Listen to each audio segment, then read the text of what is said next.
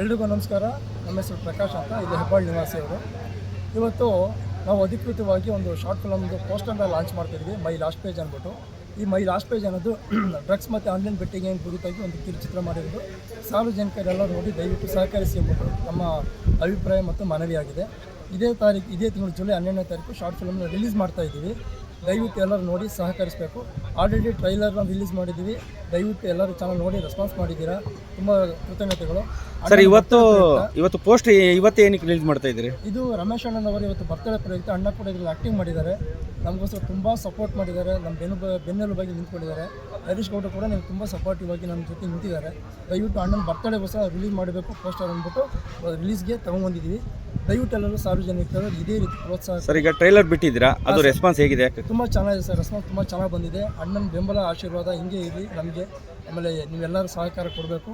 ತುಂಬ ಚೆನ್ನಾಗಿ ಮಾಡಿಕೊಟ್ಟಿದ್ದೀರಾ. ಮುಂದೆ ಟ್ರೈಲರ್ನ ರಿಲೀಸ್ ಮಾಡಿದ ಮೇಲೆ ಸಿನಿಮಾ ರಿಲೀಸ್ ಮಾಡ್ತೀವಿ ಜುಲೈ 12ಕ್ಕೆ. ಶಿವರಾಜ್ ಕುಮಾರ್ ಸರ್ ಬೆಳಗ್ಗೆ 10 ಗಂಟೆಗೆ ಶಕ್ತಿಧಾಮದಲ್ಲಿ ರಿಲೀಸ್ ಮಾಡಬೇಕಂತ ಪ್ಲಾನ್ ಮಾಡ್ಕೊಂಡಿದ್ದೀವಿ. ಬಹುತೇಕ 99% ಆಗ್ತಾ ಇದೆ.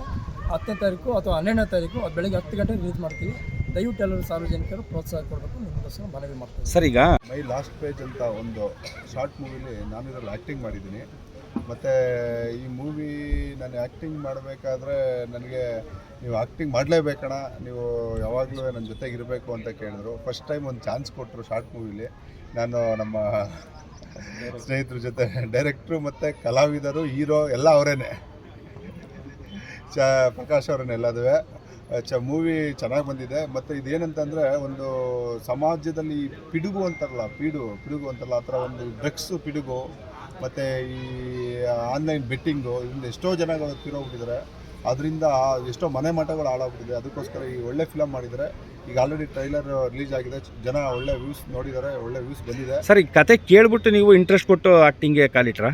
ಹ್ಞೂ ಸರ್, ಸತ್ಯವಾಗ್ಲೂ ಈ ಕತೆ ಕೇಳ್ಬಿಟ್ಟು ನಾನು ಆ್ಯಕ್ಟಿಂಗ್ಗೆ ಕಾಲಿಟ್ಟಿದ್ದೆ. ಏನಂತಂದರೆ ಇವತ್ತು ಒಬ್ಬ ಮನುಷ್ಯ ಈ ಗಾಂಜಾ, ಅಫೀಮ್, ಡ್ರಗ್ಸ್ ಇದರಿಂದ ಹೆಂಗೆ ಹಾಳಾಗ್ಬಿಟ್ಟಿದ್ದಾನೆ ಅಂತಂದರೆ, ಜೊತೆಗೆ ಆನ್ಲೈನ್ ಬೆಟ್ಟಿಂಗು ಅದರಿಂದ ಹೆಂಗೆ ಹಾಳಾಯ್ತಾನೆ ಅಂತ ಪೂರ್ತಿ ಈ ಫಿಲಮಲ್ಲಿ ಎಳೆಯಾಗಿ ತೋರಿಸ್ಕೊಟ್ಟವ್ರೆ ಪ್ರಕಾಶ್ ಅವರು. ಆಲ್ ದಿ ಬೆಸ್ಟ್ ಪ್ರಕಾಶ್ ಅವರೇ.